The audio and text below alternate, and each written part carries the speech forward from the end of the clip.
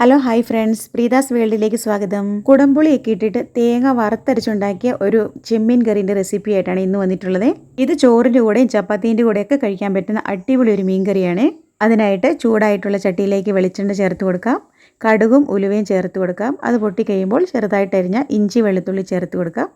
അത് മൂത്ത് കഴിയുമ്പോൾ സവോള ചെറുതായിട്ട് അരിഞ്ഞ് ചേർത്ത് കൊടുക്കാം. ഒരു തണ്ട് കറിവേപ്പിലയും ചേർത്ത് നന്നായിട്ട് ഇളക്കിയെടുക്കാം. അതൊന്ന് വാടിക്കഴിയുമ്പോൾ അതിലേക്ക് ഒരു തക്കാളി ചെറുതായിട്ട് കട്ട് ചെയ്ത് ചേർത്ത് കൊടുക്കാം. തക്കാളി സവോളയൊക്കെ ഒരു പകുതി വേവായി കഴിയുമ്പോൾ അതിലേക്ക് മഞ്ഞൾപ്പൊടി, മുളക് പൊടി ചേർത്ത് നന്നായിട്ട് ഇളക്കിയെടുക്കാം.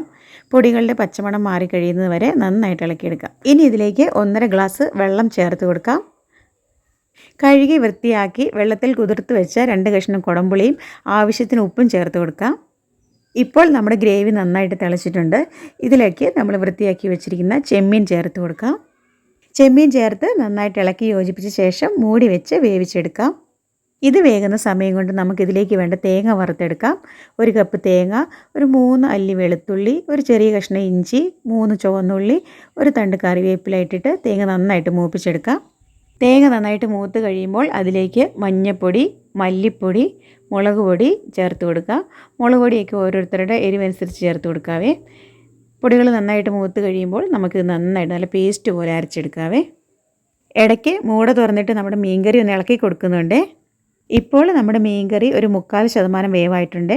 ഇതിലേക്ക് നമ്മൾ അരച്ച് വെച്ചിരിക്കുന്ന അരപ്പ് ചേർത്ത് കൊടുത്തിട്ടാണ് ബാക്കി വേവിച്ചെടുക്കുന്നത്. ഒത്തിരി കുറുകിയിട്ടാണ് ഇരിക്കുന്നതെങ്കിൽ കുറച്ച് വെള്ളം കൂടെ ഒഴിച്ച ശേഷം നന്നായിട്ട് ഇളക്കി യോജിപ്പിച്ച് മൂടി വെച്ച് വേവിച്ചെടുക്കാം.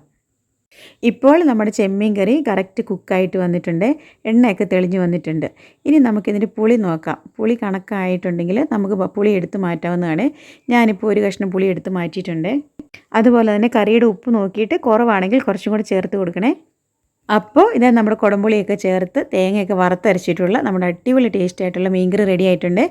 അപ്പോൾ നിങ്ങൾക്കിത് ഇഷ്ടമായെന്ന് വിചാരിക്കുന്നു. ഇഷ്ടമായെങ്കിൽ സപ്പോർട്ട് ചെയ്യാൻ മറക്കരുത്. അതുപോലെ തന്നെ ചാനൽ സബ്സ്ക്രൈബ് ചെയ്യാത്തവർ ഒന്ന് സബ്സ്ക്രൈബ് ചെയ്ത് സപ്പോർട്ട് ചെയ്യണേ.